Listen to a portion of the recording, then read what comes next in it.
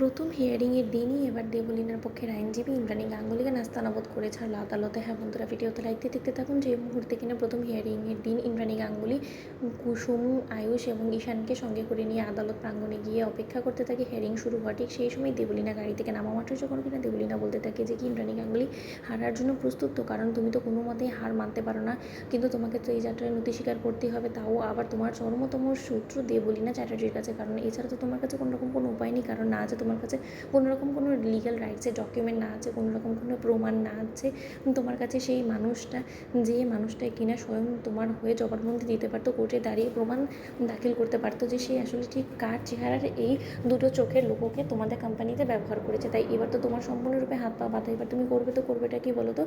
তুমি তো এবার কোথাকারই রইলে না এবং তুমি সর্বস্ব হারিয়ে নিঃস্ব হয়ে পড়বে এবং তোমার সেই বিক্রি অবস্থার সুযোগটাকে আমি কাজে লাগিয়ে তোমার কাছ থেকে সমস্ত কিছু আমি হাতিয়ে নিব, যেটা কিনা আমার এতদিনের স্বপ্ন ছিল, যেটার জন্য কিনা আমি এই ডাফার ঈশানকে বিয়ে করার জন্য রাজি হয়েছিলাম। কিন্তু এইবার যে আমার সেরকম কোনো কিছু করার প্রয়োজন পড়বে না, আমি আমার জীবনটাকে ঈশানের হাতে উৎসর্গ না করে দেওয়াতেই আমি এত কিছু পেয়ে যাবো। তাহলে আমার সেই সময়কার সিদ্ধান্তটা ভুল থাকলেও এই যাত্রায় আমি আমার ভুলটাকে শুধরে নিয়েছি, কী বলো ইন্দ্রাণী গাঙ্গুলি?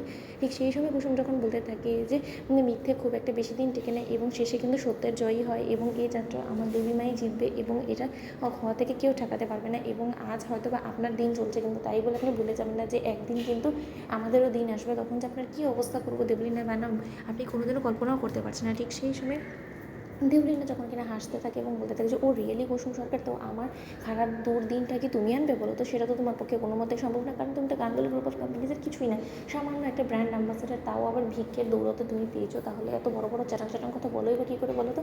আজকে হিয়ারিংয়ে তোমার চোখের সামনে তোমার দেবী মায়ের এমন নাস্তানাবোধ করে ছাড়বো যেটা কিনা তুমি কোনোদিনও কল্পনা করো, অথচ তুমি তাকিয়ে তাকিয়ে দেখবে চোখে জল ফেলবে, কিছুই করতে পারবে না। ঠিক সেই সময় আদালতে হিয়ারিং শুরু হয়ে যাওয়া মাত্র যখন কিনা ইন্দ্রাণী গাঙ্গুলিকে কাঠগড়ায় ডাকা হয় এবং কাঠগড়ায় দাঁড় করানো মাত্রই যখন কিনা দেবলীনার পক্ষের আইনজীবী বলতে থাকে যে তো মিসেস ইন্দ্রাণী গাঙ্গুলি, আপনি নির্লজ্জ বিহায়ের মতন আপনি অন্য কোম্পানির লোগো চুরি করে তাদের কোনো রকম কোনো পারমিশন ছাড়াই, কোনো রকম কোনো লিগাল ডকুমেন্টের ছাড়াই আপনি কী করে বা আপনার কোম্পানির লেবেলিং করে আপনি আপনার কোম্পানির লোগো হিসেবে সেটাকে চালিয়ে দিচ্ছিলেন দিনের পর দিন। আপনি আমার ক্লায়েন্টের সঙ্গে আপনি জোট চুরি করে এসেছেন, আপনি তাকে ঠকিয়েছেন এবং তার পরবর্তীতে আপনি মার্কেটে এমনভাবে নিজের প্রোডাক্টগুলোকে লঞ্চ করছিলেন যেটা করে কিনা সবার রীতিমতো আপনার প্রশংসায় পঞ্চমুখ হয়ে গিয়েছে যে আপনার প্রোডাক্টসগুলো এত ভালো। কিন্তু এখন যে আপনার প্রোডাক্টসের দুর্নাম হওয়া শুরু হবে, কারণ বাজারে আপনি রীতিমতো যে প্রতিনিয়ত বিউটি প্রোডাক্টসগুলোর নাম করে আমাদের কোম্পানির সমস্ত সিক্রেট ফর্মুলাগুলো ব্যবহার করে চলেছেন এবং সেটা দিয়ে আপনি আপনার